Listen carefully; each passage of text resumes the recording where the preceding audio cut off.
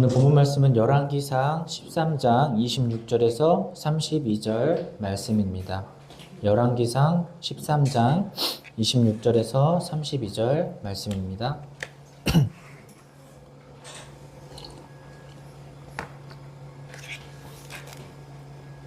네, 다 같이 합독하도록 하겠습니다.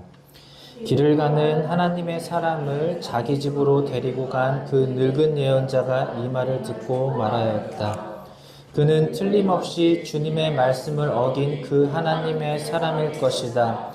주님께서는 전에 그에게 말씀하신 대로 그를 사자에게 내주셔서 사자가 그를 찢어 죽이게 하신 것이다. 그리고 그는 또 자기의 아들들에게 나귀의 안장을 지으라고 하였다. 그들이 나귀의 안장을 지어 놓으니 그는 곧 가서 길가에 있는 그 주검을 찾아내었다. 나귀와 사자가 주검 가까이에 서 있는데 사자는 그 주검을 먹지 않았을 뿐만 아니라 나귀도 물어 죽이지 않았다. 예언자는 하나님의 사람의 주검을 나귀 등에 싣고 자기 성읍으로 옮겨가서 통곡을 한 뒤에 무너주었다.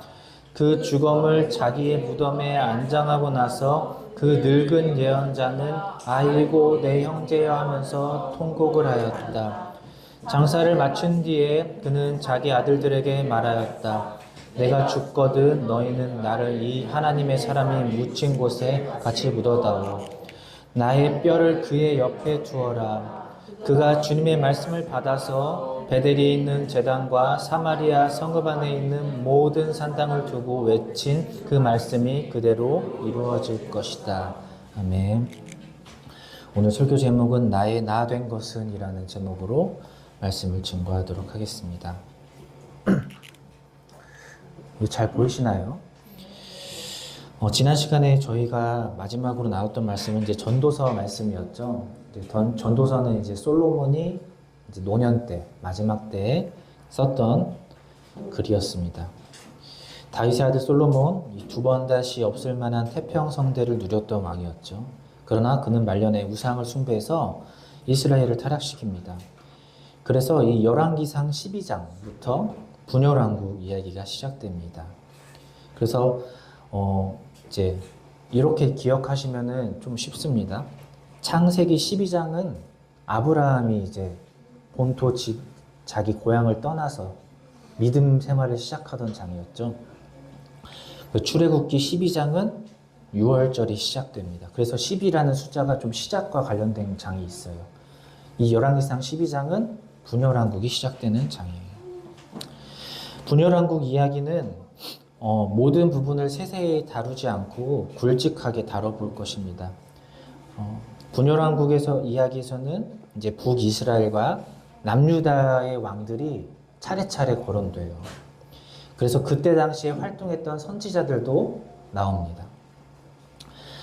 그러나 아주 세밀하게 어떤 왕이 몇 년 통치했고 몇 년도에 죽었고 이런 것까지 우리는 알 필요는 없어요. 다만 우리가 하나님 말씀을 읽을 때 묵상할 때 하나님께서 왜 이 역사를 성경에 기록했을까? 그런 의문을 가지면서 읽어보는 것이 큰 도움이 됩니다. 이 분열왕국 이야기도 하나님께서 과연 성경에 기록된 많은 왕들과 선지자를 통해서 말씀하시는 것이 무엇일까요? 그 모든 것을 관통하는 것은 무엇일까요? 우리가 이 분열왕국 이야기를 앞으로 통해서 알아볼까 해요. BC 930년쯤에 이제 정확한지는 모르겠어요. 이게 다 학자들이 그 연구를 해서 나온 연도수인데 이제 예수님 오기 전에 930년쯤에 솔로몬이 이제 죽었어요. 그때 이제 하나님께서는 솔로몬이 우상 숭배를 했던 결과 분열왕국이 되게끔 이스라엘을 둘로 나눠버리십니다. 그 두 나라의 이름이 북이스라엘이고 또 하나는 남유다라고 불러요. 그래서 이 도표를 이제 그냥 큼지막하게 보시면 이 북이스라엘이라는 나라는 BC 722년에 아수르라는 나라를 통해서 멸망을 하게 되고요. 남유다는 그 뒤에 586년쯤에 바벨론에 의해서 멸망을 당합니다. 그래서 우리가 연도수까지는 알 필요는 없는데 아무튼 북이스라엘이 먼저 망했고 남유다가 그 다음 망했다. 그렇게 생각하시면 좋을 것 같아요. 그리고 요 부분을 이제 앞부분을 좀 확대해 볼 텐데요. 이 앞부분을 확대하면은 요런 도표가 돼요. 그래서 북이스라엘이라는 나라는 12지파 중에서 10개 지파가 이제 같이 힘을 합쳐서 모여 있고, 남유다는 유다 지파랑 베냐민 지파가 나눠져 이렇게 합심을 해서 세운 나라입니다. 북이스라엘은 여로보암이라는 사람이 세웠고, 남유다는 르호보람이라는 사람이 세웠어요. 그리고 뒤에 쭉 이제 열거돼요. 왕들이 여로보암부터 뭐 나다, 르호보암, 아비암 하면서 왕들이 계속 나오는 이야기가 열왕기 이야기입니다. 여기 둘 중에 솔로몬의 아들이 있습니다. 누구일까요? 르호보암. 저는 둘 다 보암이라서 좀 헷갈려요, 이게 맨날. 그래서 저는 이렇게 외웁니다. 여로보암을 두 글자로 줄이면은 뭐가 될까요? 여보죠? 그럼 남한테 우리가 여보쇼 하잖아요. 그래서 저는 여로보암은 남이다. 타인이니까 솔로몬 아들이 아니에요. 저는 그렇게 좀 재밌게 외웁니다. 근데 오늘 이야기가 이제 보시면은 이 여로보암 시대 때 여기 밑에 보시면은 이름이 있어요. 아히야 왕, 이 무명의 선지자. 그 르호보암 밑에는 스마야라는 선지자가 있어요. 그래서 열왕기를 잘 보면 이때 당시 왕들이 통치할 때 활동했던 선지자들이 있습니다. 그리고 그 선지자들이 쓴 성경책들도 있어요. 그렇게 우리가 좀 이 역사를 공부를 좀 앞으로 해나갈까 해요. 여기 여로보암 밑에 우선은 아히야라는 이제 선지자가 나오는데요. 이 아히야라는 선지자가 누구냐면, 그 여로보암이 이제 원래 아무것도 아닌 사람인데 하나님께서 우상 숭배를 이스라엘에 해서 북이스라엘이라는 나라를 만들기 원하셨어요. 그때 이 아히야라는 선지자한테 말을 해요. 너가 여로보암한테 찾아가서 이 여로보암이 북이스라엘을 다스릴 거라고 네가 말을 해. 그렇게 전달자의 역할을 했던 게 이제 아히야라는 사람이고요. 또 르호보암 밑에도 스마야라는 선지자가 있어요. 이 스마야라는 선지자는 누구냐면은, 이제 하나님께서는 이 이스라엘 나라를 둘로 나눈 원인이 뭐라고 했죠? 솔로몬이 우상 숭배를 했기 때문에 나눴다고 했잖아요. 이게 내면적인 이유고, 표면적인 이유를 또 하나 만드세요. 그 영적인 내면적인 이유는 그건데, 표면적인 이유를 만드는 게 뭐냐면, 이 르호보암의 아빠가 솔로몬이잖아요. 근데 솔로몬 시대 때 성전 건축을 했었죠.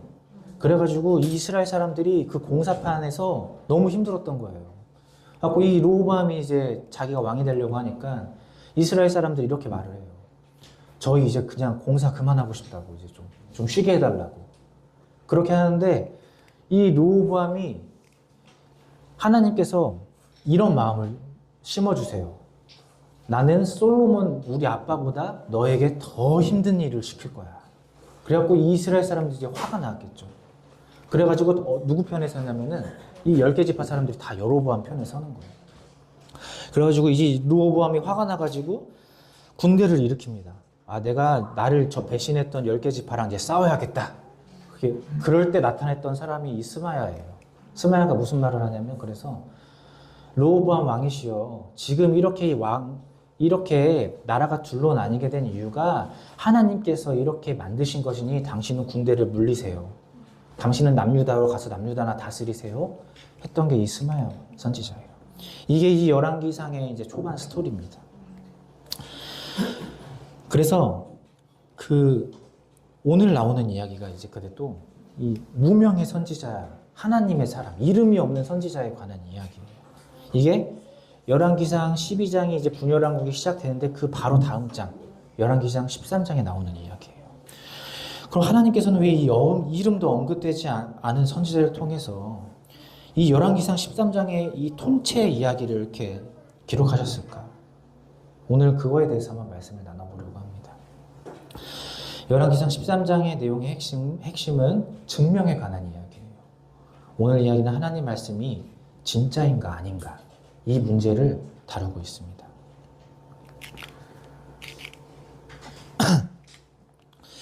여러분들은 살아가면서 무언가를 증명해 보신 경험이 있으신가요? 그렇다면 왜 그것을 증명해야 했나요? 한번 잠깐 생각하는 시간을 가져보십시오. 사소한 것이라도 좋습니다. 내가 이 땅을 살아가면서 뭔가 증명하려고 했던 것들.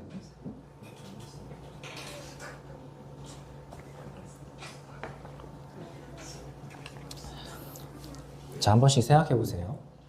자, 우리는 지금까지 뭐 학교도 다녔고, 또 학교에서 시험도 받고, 또 수능도 받고, 뭐 대학교에서 학점도 있었고, 누군가는 자격증도 따고.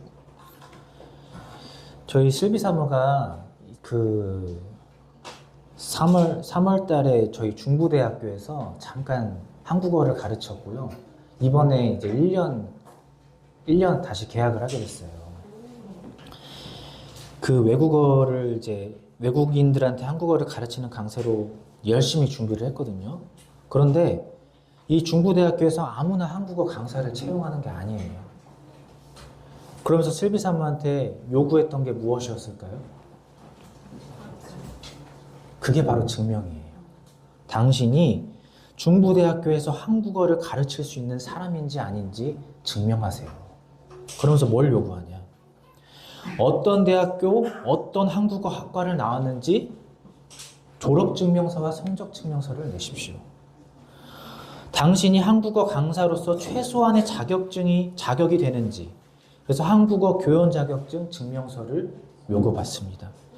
그리고 당신이 인성과 성품은 어떠한지, 그래서 자기소개서 같은 것을 요구받죠. 등등. 이 증명이라는 것은 쉽게 말해서 진짜인지 아닌지 판가름하기 위한 과정이에요. 그리고 증명을 왜 해야 되죠, 우리가? 요구하니까 하는 거죠. 그쪽에서 요구하니까 나는 증명을 해야 되는 거예요. 이 세상은, 지금 우리가 살아가고 있는 이 세상은 우리에게 많은 것을 요구해요. 현일 형제, 도현 형제는 왜 지금 자격증 시험을 준비하고 있습니까? 나중에 취업할 때 그 취업처에서 당신이 이곳에서 일할 수 있는 최소한의 자격이 되는지 요구하기 때문에 그렇잖아요. 즉 우리는 나 자신이 누구냐라는 것을 알기 위해서 이 증명이라는 과정을 거쳐요. 그리고 나는 그 증명을 하기 위해 많은 것을 준비하고 많은 시간과 노력을 힘씁니다. 이 증명이 결국 우리의 먹고 살아가는 문제와도 밀접한 관련이 있지요. 그래서 우리는 알게 모르게 나를 증명하기 위한 모습을 많이 만들어요. 그래서 우리는 누군가에게 증명받고 싶어하고 누군가는 우리가 증명되기를 요구하고 원합니다. 무엇이 진짜인지 아닌지 사람은 기본적으로 그걸 알고 싶어해요. 그런데 비단 지금 현대에서만 그런 것이 아니에요. 이 구약의 열왕기상 13장에서도 사람은 똑같아요. 진짜인가 아닌가. 진짜인가 아닌가에 마음을 우리는 힘쓰면서 살아가고 있다는 거죠. 그렇다면 오늘 열왕기상 13장에서 다루고 있는 이 증명에 대한 대상은 무엇일까요? 그것은 사람이 아닙니다. 하나님 말씀이에요. 하나님 말씀이 진짜일까 아닐까? 오늘 이야기는 하나님 말씀이 진짜냐 거짓이냐를 증명하고 싶어 했던 한 사람의 이야기를 다루고 있습니다. 아히야 선지자를 통해 하나님 말씀을 듣고 북이스라엘의 왕이 된 이 여로보암. 그런데 그는 아히야 선지자가 이렇게 말합니다. 여로보암이 왕이 되었을 때 당신이 하나님의 말씀을 따라서 다윗의 길로 간다면 당신의 나라와 그 후손이 형통할 것이다. 그렇게 얘기를 해요. 그런데요, 이 여로보암이 아히야 선지자가 전한 하나님 말씀을 지키지 않아요. 그 이유가 자신의 욕심 때문이었습니다. 지금 현재 남유다랑 여로보암이 둘로 나뉘었잖아요. 그런데 이 당시에는 하나님께 예배를 드리러 갈 때는 어디로 가야 되냐면은 예루살렘으로 가야 됐어요. 근데 이 예루살렘이 어디 있냐면 남유다에 있거든요. 그래서 여로보암이 두려운 거예요.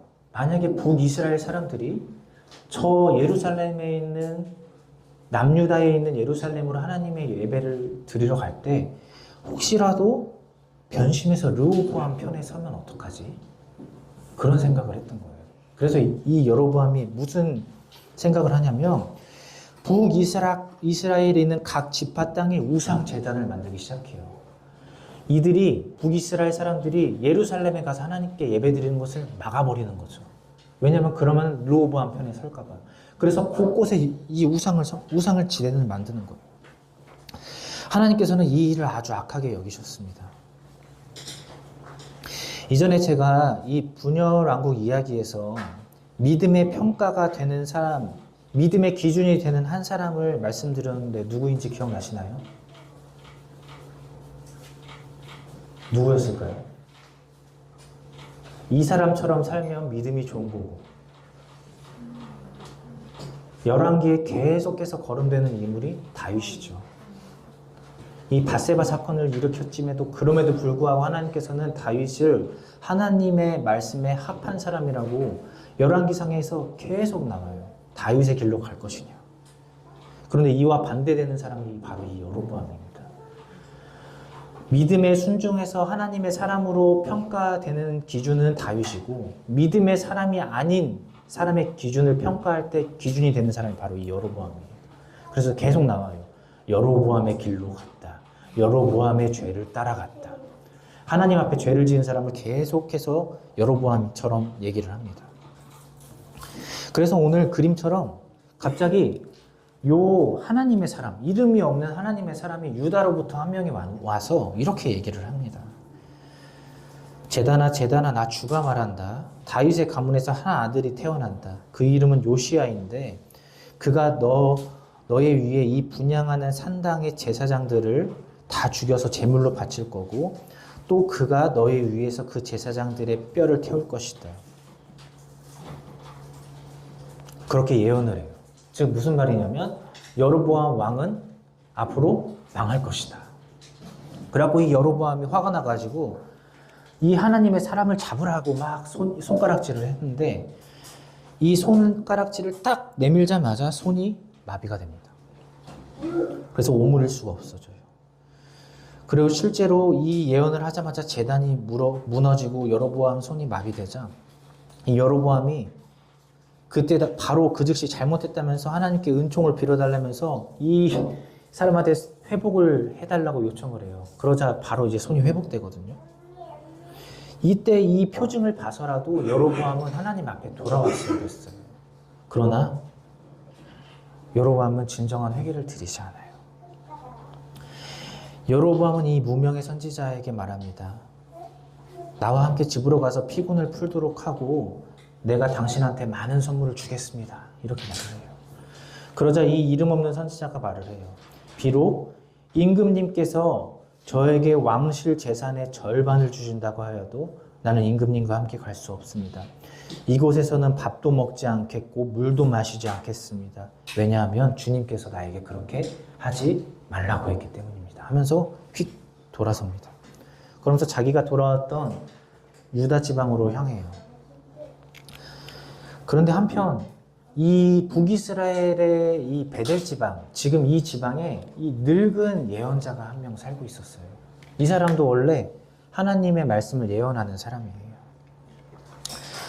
그런데 이 늙은 예언자는 이 어떤 유다 지방에서 어떤 하나님의 사람이 여로보암에 나타나서 여로보암이 멸망한다라고 예언했다는 이 소식을 듣는 거예요.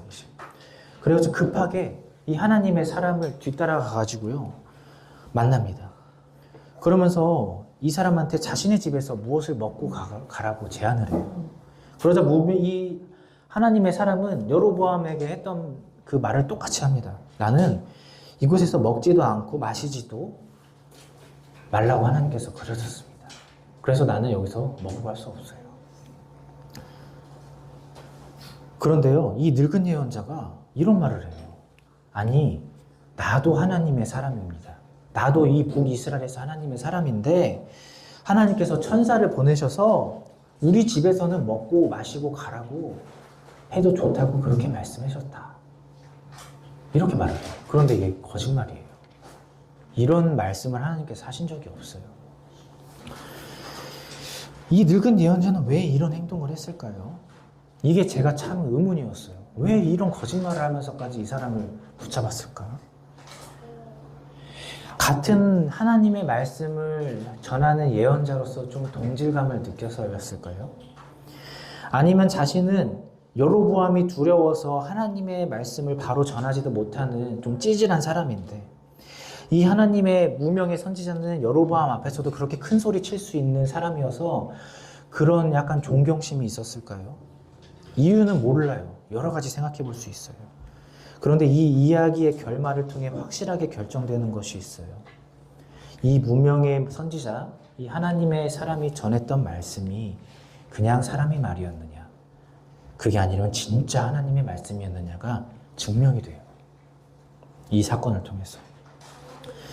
저는 이 13장을 묵상하면서 이 늙은 예언자는 듣도 보도 못했던 이 하나님의 사람이 우리나라 지방에도 살고 있지 않은 저 남유다에서 이렇게 올라온 사람이 이 사람이 진짜 하나님의 말씀을 전한 건가 전하지 않았는가 이게 궁금했을 거라는 생각을 하게 됐어요. 그래서 결국에는 이 무명의 선지자가 늙은 예언자한테 속았어요. 속아서 그의 집에서 먹고 마십니다. 그런데 이번에는요, 이상한 일이 일어나요. 하나님의 말씀이 이 사람에게 임하는 게 아니라 이 늙은 예언자한테 임해요. 뭐라고 임하느냐? 이 늙은 예언자가 이 무명의 선지자한테 외쳐요. 하나님께서 당신에게 여기서 밥도 먹지 말고 물도 마시지라고 말했는데 당신이 여기서 말했으니 당신은 당신 고향 땅에 묻히지 못할 것입니다. 이상하지 않습니까?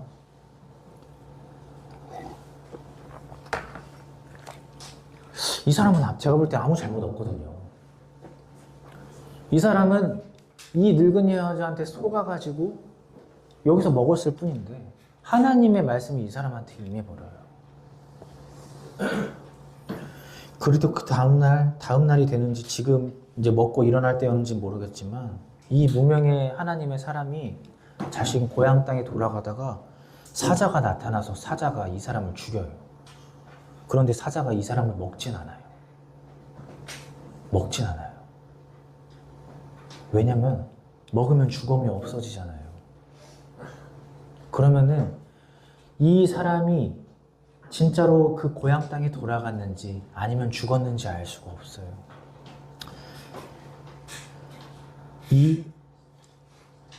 이 사람이 길을 가다가 사자한테 찢겨서 죽었고, 그러나 사자는 그 죽음을 먹지 않고 있고 이 남자가 탔던 나귀도 물어 죽이지 않고 있다라는 소식이 이 늙은 예언자한테 들립니다.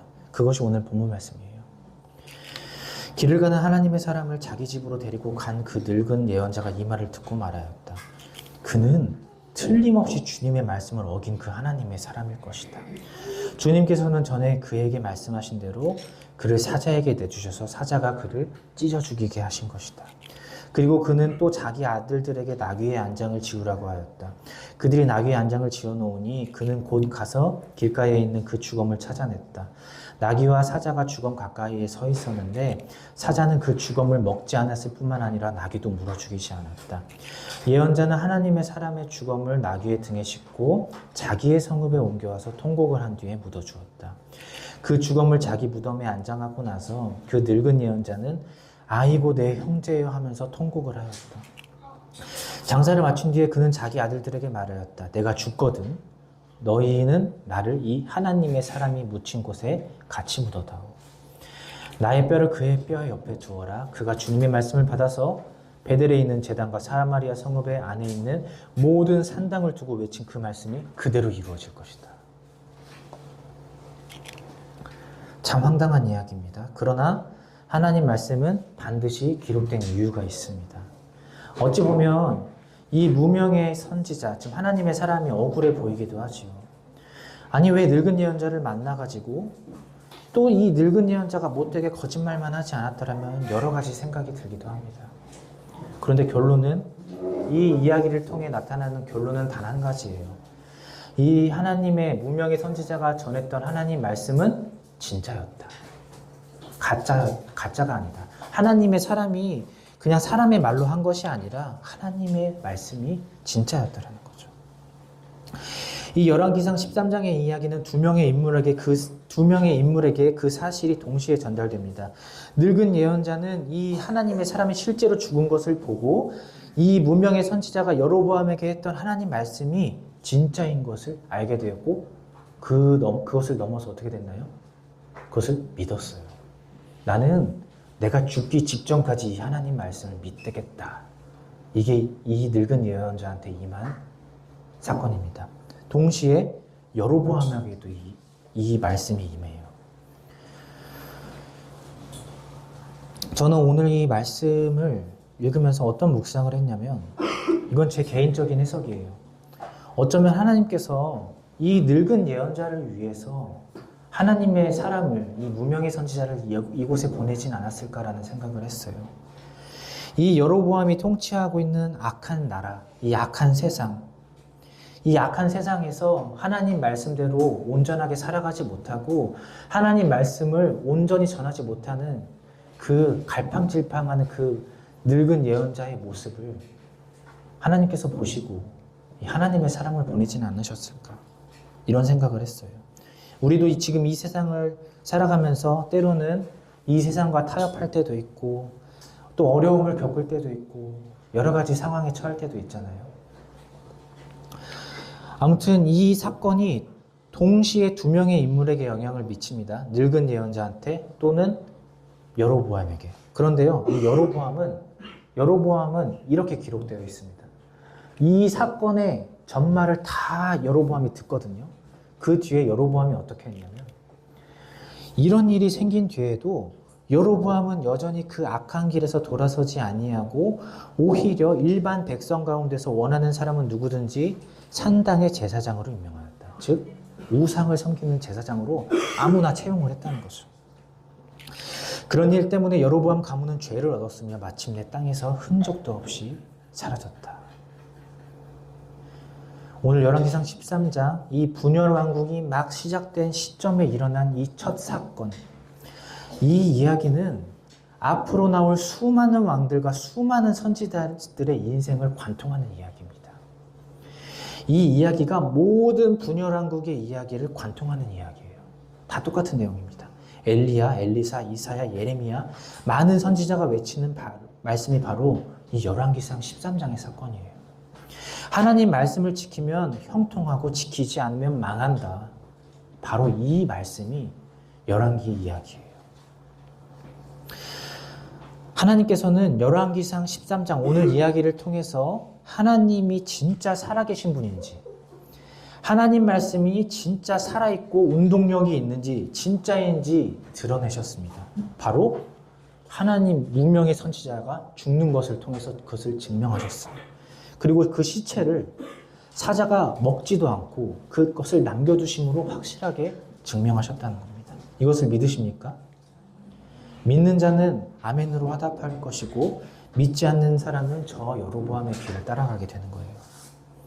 여로보암은 이 무명의 선지자와 늙은 예언자의 사건을 보고도 믿지 않았습니다. 그러나 지금 우리는 이 아주 오래된 기록, 열왕기상 13장의 하나님의 말씀을 읽고 묵상하며 아멘으로 화답하고 있습니다. 그런 사람들이 복이 있습니다. 다시 한번 질문하고자 합니다. 저와 여러분은 오늘 이 열왕기상 13장의 기록을 믿으십니까? 네. 하나님의 말씀은 풀이 마르고 꽃이 시들어도 영원하고 1.1획도 떨어지지 않는다는 것을 믿으십니까? 네. 그렇다면 우리는 모두 아멘으로 화답했어요. 그렇다면 반대로 생각해 보겠습니다. 저와 여러분은 하나님께 우리가 진짜 하나님의 사람이라는 것을 무엇으로 증명할 수 있습니까?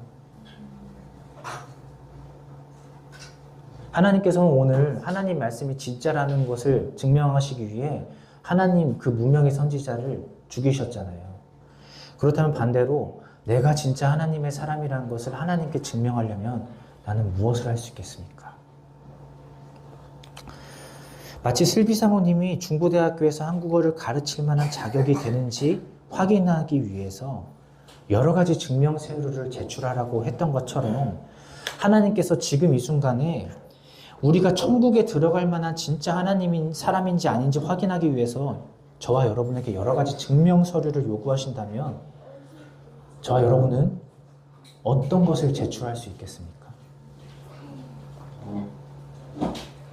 이 시간 한번 생각해 보십시오. 내가 진짜 하나님의 사람이라는 것을 증명할 만한 그 모든 것을 한번 떠올려 보십시오.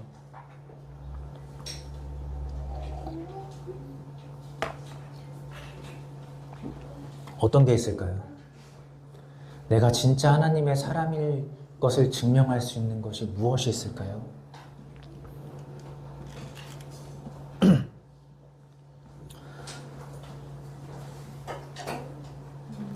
서류로 한번 생각해 볼까요? 1년간 열심히 헌금하면 그것을 우리가 교회에서 기부금 영수증이라는 것을 주잖아요. 그 증명 서류를 제출하면 우리는 진짜 하나님의 사람일까요?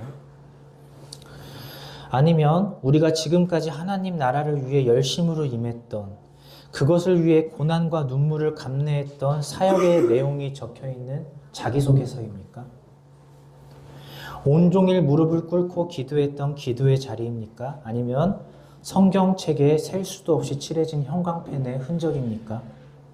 유튜브에서 내가 들었던 찬양의 리스트입니까? 때로는 간증 동영상의 길이입니까? 목사님의 설교를 듣고 깨달은 것을 빼곡히 기록해 놓은 메모장입니까? 무엇입니까? 우리는 무엇으로 우리가 하나님 앞에 우리가 하나님의 사람이라는 것을 증명할 수 있을까요? 우리는 때로 우리 믿음 생활이 표면적으로 드러나는 무언가의 척도로 우리 스스로를, 때로는 누군가를 평가하고 판단합니다. 때로는 누군가에게 우리가 평가되고 판단되어지기도 합니다. 우리는 이 세상의 방식대로 우리의 믿음 생활을 증명하려고 할 때가 있어요. 그러나 생각해 보십시오. 앞서 열거했던 그 모든 것은 하나님께서 우리가 그렇게 할 수 있도록 주신 것들이에요. 이 모든 것이 하나님께서 주신 것인데 어떻게 우리가 그것으로 하나님의 사람이라는 것을 증명할 수 있습니까? 우리 스스로에게서 나온 것이 하나도 없잖아요. 쉽게 생각해 보면 이런 얘기입니다. 현일 형제가 어디 취직하려면 자격증이 필요할 수도 있잖아요. 그런데 그 자격증이 내가 이룬 것이 아니고 도리어 내가 들어가고 싶은 회사에서 자격증을 준 거예요. 그런데 그 자격이 어떻게 증명이 될 수 있나요? 원래 있던 것인데. 회사에서는 이렇게 얘기하는 겁니다. 아니, 우리 회사에서 준 거 말고 당신이 이룬 자격증을 가져와 보세요. 그런데 그런 자격증이 없는 거예요. 우리 스스로에게서 나올 수 있는 것이 하나도 없던 거예요. 저는 이것을 옷을 입는 것에 비유하고 싶습니다. 우리가 살아가면서 가지고 있는 나의 모습, 나의 성격, 나의 능력, 이 모든 것들, 그와 동시에 내가 하나님 앞에 하나님의 사람임을 증명할 만한 모든 것들을 내가 옷을 입었다고 생각해 보세요. 그런데 만약에 그 옷이 하나님께서 나에게 주신 것이라면 그 옷을 벗어보는 것입니다. 원래 내 옷이 아니니까요. 다 주신 것이니까요. 그렇게 한 가지 한 가지 내가 가진 그것이, 내가 가진 그 모든 것들, 하나님께 내가 증명해 보일 만한 그 모든 것들이 1만 가지나 되더라도 우리는 그 옷을 모습 벗게 될 것입니다. 그렇게 되면 우리는 발가벗게 돼요. 그것은 마치 아담과 하와가 죄를 짓고 벗은 몸을 보고 수치심을 느꼈던 것처럼 우리 앞에 하나님 앞에 우리의 진정한 모습은 멋지고 근사한 하나님의 사람이 아니라는 겁니다. 우리의 진정한 모습은 죄인 중에 괴수고 하나님 앞에 내가 죄인이라는 것을 수치스럽게 여겨서 쥐구멍이라도 숨고 싶은 그런 침울한 표정을 짓고 있는 이 모습이 저와 여러분의 모습이라는 거예요. 증명할 만한 것이 없다라는 것입니다. 우리 스스로에게는 증명할 만한 서류, 능력, 방법, 그 모든 것이 없다는 것입니다. 그렇다면 어떻게 해야 되나요? 나는 원래부터 죄인인데, 나는 원래부터 더러운데, 나는 원래부터 부끄러운 존재인데, 나는 하나님의 사람일 만한 사람이란 것을 증명할 만한 것이 하나도 없는데 어떻게 해야 됩니까? 이 이야기가 반복되는 것이 바로 열왕기 이야기예요. 회개하라. 열왕기의 모든 선지자들이 외치고 있는 모든 것을 관통하는 그 말씀이 회개의 말씀이에요. 너네 하나님한테 돌아가. 너네 하나님 앞에 니네가 하나님의 사람이라는 것을 증명할 만한 것이 하나도 없으니까 하나님 앞에 돌아가는 것이 살 길이다. 그것이 열왕기의 역사입니다. 그리고 이 열왕기 역사에서 외치고 있는 선지자들의 회개의 외침은 복음서의 세례 요한까지 이어져요. 이 세례 요한이 마지막 선지자예요. 회개하라, 천국이 가까이. 회개는 나의 모든 것을 벗었을 때, 내가 가진 모든 것을 내려놨을 때 내 모습 있는 그대로 하나님 앞에 나아가는 것입니다. 그 발걸음을 주님께 돌리는 거예요. 그러나 굉장히 어려워요. 왜냐하면 내가 이 죄인이라는 수치스러움, 이것을 하나님 앞에 들고 가는 것이 두렵고 떨리고 부끄럽고 감추고 싶거든요. 숨고 싶고 들키고 싶지 않거든요. 이게 죄의 속성입니다. 그래서 아담과 하와가 숨었던 거예요. 이 벌거벗은 모습, 정말로 하나님 앞에 서니까 나는 죄인일 뿐이구나. 이 모습을 들키고 싶지 않아서 숨었던 거예요. 내가 하나님 앞에 하나님의 사람임을 증명할 방법과 그 모습이 아무것도 없어도, 내가 아무리 형편없어도, 그러나 그럼에도 불구하고 하나님 앞에 서는 거예요. 그것이 저와 여러분의 인생의 결론입니다. 그와 동시에 성경 66권의 결말이에요. 그 결말은 언제나 변함없이 벌거벗은 나 대신에 쥐구멍에라도 숨고 싶은 내 모습 대신에 모든 사람, 모든 시간, 모든 장소 앞에서 벌거벗겨진 예수님이 십자가 앞에, 십자가에 달려있는 것입니다. 예수님의 십자가는 저 높이 솟아있어서 숨겨질 수가 없어요.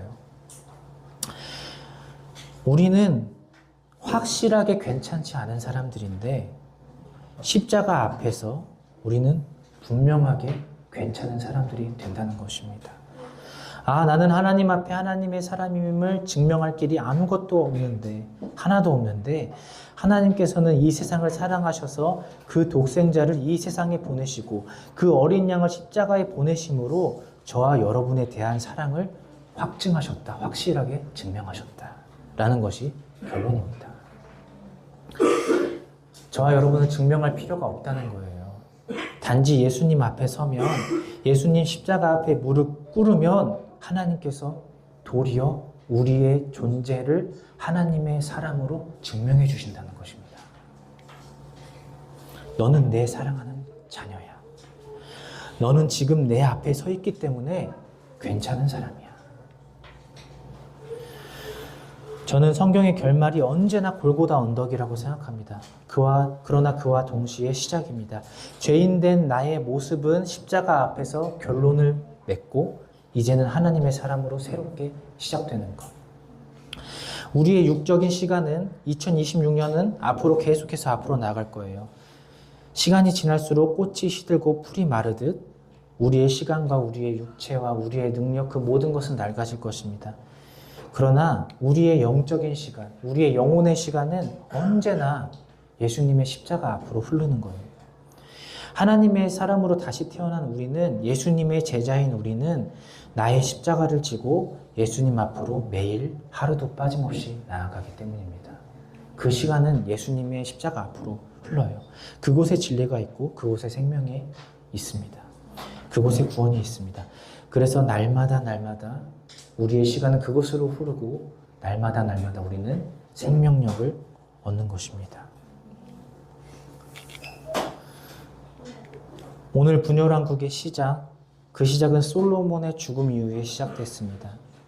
그 시기가 대략 930년이라고 했죠. 그걸 1000년이라고 한번 생각해 볼게요.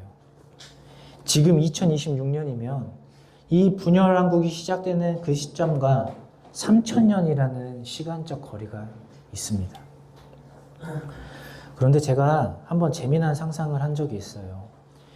이 분열왕국이 시작되는 시점부터 한 시대를 살아가는 사람들의 인생의 연수를 100년이라고 한번 생각해 볼게요. 그래서 이 BC 1000년부터 누군가 100년을 살고 그 뒤에 또 100년을 살고 그 뒤에 100년을 살고 그 사람들이 30명이 되면요. 그 사람들이 30명이 손잡고 있으면 그게 3000년이라는 시간이에요. 그러니까 제가 보기에 하나님이 보시기에 이 1000년이라는 세월이 참 짧겠다. 겨우 인간 한 사람이 100년이라고 치면 그 사람들이 30명이 이렇게 줄 서 있는 것 뿐이니까요. 그걸 한번 생각해 보세요. 그래서 오늘 그거를 제가 그림으로 AI를 통해 그려봤어요. 그러면은 요 분열왕국 시작부터 많은 하나님의 사람들이 이렇게 손잡고 서 있는 거예요. 30명이. 우리는 저 중에 한 명일 뿐이라는 겁니다. 저 멀리, 오늘 열왕기상 13장 저 멀리 무명의 선지자, 한 이름 없는 선지자의 시작으로 하나님 말씀이 진짜야. 하나님 말씀은 진짜야. 이 손을 맞잡고 있는 옆 사람에게 이 하나님 말씀이 진짜야, 하나님은 진짜 살아계셔라고 계속 전달되어 온 거예요. 그래서 오늘 이 선지자들, 하나님의 사람들이 말했던 하나님의 말씀을 한번 제가 추려봤어요. 하나님께서 엘리야에게 말씀하십니다. 내가 이스라엘 가운데 7,000명을 남기리니 다 바알에게 무릎 꿇지 아니하고 다 바알에게 입맞추지 아니한 사람들이 있다. 하나님께서 호세아에게 말씀하십니다. 내가 그들의 반역을 고치고 기쁘게 그들을 사랑하니니 나의 진노가 그에게서 떠났음이니라. 하나님께서 아모스에게 말씀하십니다. 내가 다윗의 무너진 천막을 일으키고 그것들의 틈을 막으며 그 허물어진 것을 일으켜서 옛적과 같이 세우겠다. 하나님께서 이사야에게 말씀하십니다. 너희의 하나님이 이르시는 하나님이 너희는 위로하라. 내 백성을 위로하라. 두려워하지 말라. 내가 너와 함께함이라. 놀라지 말라. 나는 내 하나님이 됨이라.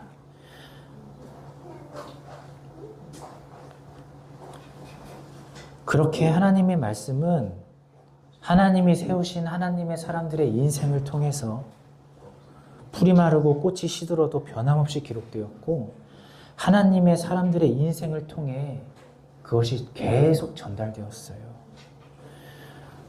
그렇게 전달되어서 이제 이 신약시대에 이 하나님의 말씀을 맡은 사도 바울은 자신의 인생에 대해서, 자신의 모습에 대해서 이렇게 고백합니다. 내가 하나님의 말씀, 하나님의 선지자들, 그 하나님의 말씀들을 살아갔던 인생들을 내가 이렇게 전달되어 온 말씀들을 그들의 순환과 고난과 그들의 그 헌신을 내가 생각해 보니 나의 다 된 것이 하나님의 은혜였다.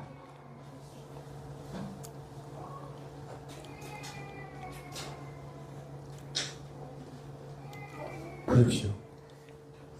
우리는 저들 중 한 명일 뿐이에요. 하나님의 사람들이 전달해준 하나님의 말씀을 통해서